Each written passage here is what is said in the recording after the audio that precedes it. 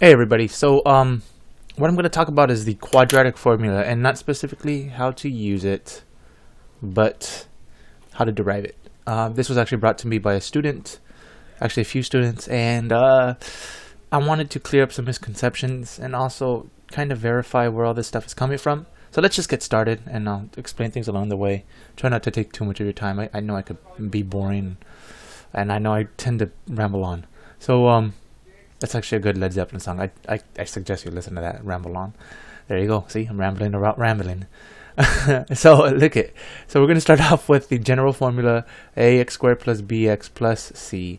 And note that this is a general quadratic equation, right? It can potentially be graphed, right? Given our points and various methods on how to find them, and just our standard knowledge of what these graphs looks like. It's parabolic in shape, right? So let's get into it.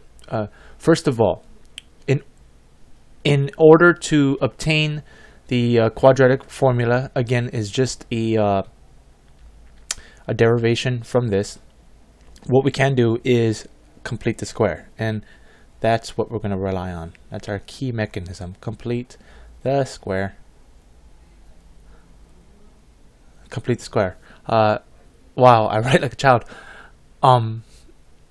Anyway, so complete the square. So let's get into it. So first of all, what can we do? We can isolate the x squared, and I think that's what the students are used to, by dividing everything by a, right? You can also subtract c first and then isolate the a, or the x squared, by dividing by a. Doesn't matter in what order you are accustomed to doing this. It's just a matter of getting the right information. Things can be done in several different ways. FYI. So again, we have b over a, right? X plus c over a equals to 0. Step 2, I guess you can say, is just go ahead and subtract that constant here, right? Anything without the variable, and leave all the stuff with the variables on the other side. Variable meaning x, right?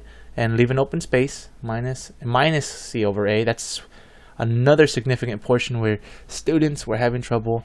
Don't forget your minus signs, just your basic math. That's where all these issues and difficulties arise. You may have the process right, completing the square, but sometimes we overlook even the simplest things, right? I do that all the time.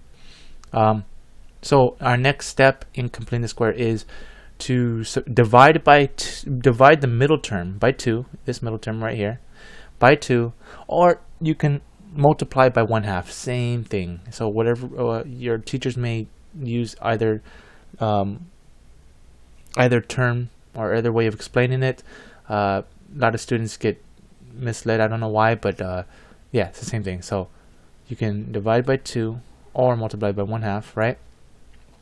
And then what we're going to do with this open space is we're going to add the square of what we just did, right? So add the square of this. B over 2a quantity squared. Keep that jargon in mind. Quantity squared, right? Quantity squared. Now, b over 2a squared. B over 2a quantity squared means everything within that parentheses gets squared. B over 2a squared will look like this, by the way. And that's another portion where students get caught up and unhinged, is that they'll hear b over 2a squared and they'll write it. Well, b over 2a quantity squared. Another thing is that because we've added something to this side, we need to add it to this side. And it's the same thing that we need to add, right? And then we can even go ahead. No, I'll just wait on that. Right? Because we now balance out the equation. We added nothing new. These are now spectators. We can cross them out and get our original equation, or solve to get it. Now, since we have this, now have a perfect square. We can put that into the perfect square format, right? Do you agree? So I've consolidated the left side. Meanwhile, I'm going to go ahead and use this property here. Watch. A to the b, or a over b to the n, or a over b quantity n, right? Quantities to the n power equals to a n bn. Another portion where students tend to kind of hit a road bump, or just they forget these things. again, it's basic algebra, arithmetic, that seems to really where we find our most difficulties. So let's do this. C over A plus B squared over 2A quantity squared, or 4A squared, right? You see how that makes a difference? 2A quantity squared or 4A squared. Now, using, again, our basic arithmetic, actually, one of my students she said she spent about an hour or two just trying to figure this out, and she completely forgot the idea or the concept of lowest common denominator. So let's kind of figure this out and go over this. We need to bring this, and she's a very smart girl, so it just happens to everybody. We need to bring this equation together, right? Or bring these two terms together, right? So we need to find the LCD, right? We need a lowest common denominator, so we can put that all over one denominator and kind of simplify the top. So what do? We have 4A squared. So I would think just multiplying the top and bottom of this fraction here by 4A. So we can get 4A squared on the bottom. We'll have 4A squared here. So that's the same denominator. That way we can bring everything together on the top, right? So LCD is 4A squared. X plus B over 2A quantity squared equals to minus 4AC. And I think you guys are starting to see the pattern and how it's starting to look familiar, right? Plus B squared, because we did nothing to this side of the fraction, or this side of the equation, right? Wait. And then using commutative property, we can always move these things around. So X over, no, not X over. X plus B over 2A quantity squared equals to, I'm going to rewrite this as B squared minus 4AC divided by 4A squared, right? Because common denominator, that was the reason why we found that LCD, is to be able to bring everything under one denominator, or over one denominator, right? It's really early for me, you guys, sorry. I'm really screwing up on my words here and my descriptions. And we can also switch these two terms around using commutative property or commutative property, right? So what's our next step? We can go ahead and take the square root of both sides, right? Or equally, you can take, you can raise everything to the 1/2, which is just the same. So if I had x squared equals to a, you can just raise everything to the 1/2. I like this better. So it's x squared to the 1/2, or you would get, and these multiply to give you 1. So x to the first power equals to a to the 1/2. You can think of it like that because it helps in calculus. And again, it's another thing that the students will realize it's such an easy concept to use that device interchangeably, but and it comes into handy when you're in calculus easily, frequently. So what do we have? We have x plus b over 2a, because we've taken the square root of that side, and now we have the square root of this guy, b squared minus 4ac over 4a squared. Similarly, we can take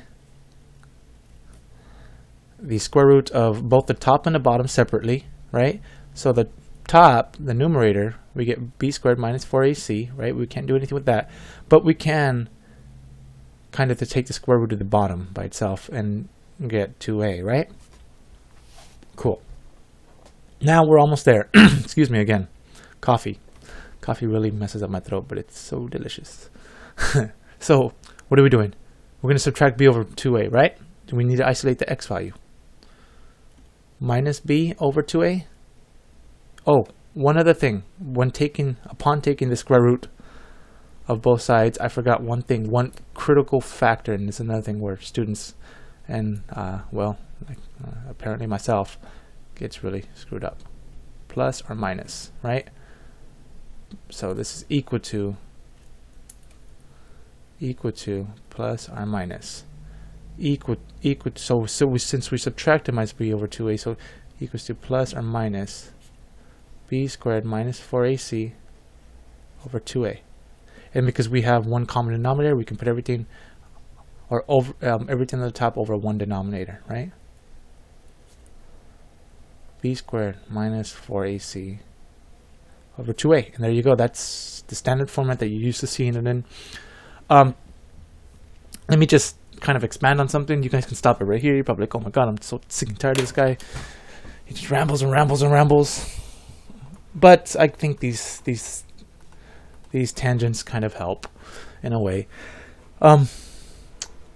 The quadratic formula again is the last not last resort, but it's usually the ultimate resort when trying to find x values or trying to factor a certain equation, right?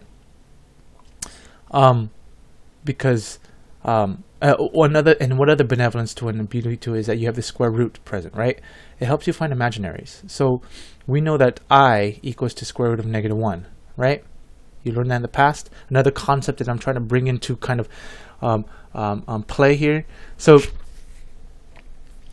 if the equation, right, ax squared plus bx plus c, whatever those values may be, or equals to y, whatever you want to call it, but whatever these values may be, whatever equation, if there's any type of imaginary numbers present, the quadratic formula will help you find them. Because if you get anything under that square root value that equals to -1, for instance, if b squared minus 4ac, if whatever these values are, if b, a, and c, by plugging them in and incorporating them into this equation here, and it gives you -1, get ahead of myself. I get so excited with math, right? Coffee and math, it's a deadly mix. Right? So if you have b squared minus 4ac equals -1, therefore this value up here will be square root of -1 equals to I, and that kind of introduces your imaginary numbers. So you know that x probably doesn't have any type of roots on the axis itself. It's you know, it's out there in the abyss somewhere. Anyways, so that's that. I hope this helped. If you want to critique, comment, or even just like email me just to tell me to shut up sometimes, you know, maybe something a little bit more polite, that's great. Let me know what you think. Thanks, you guys. Appreciate it. And hopefully this helped.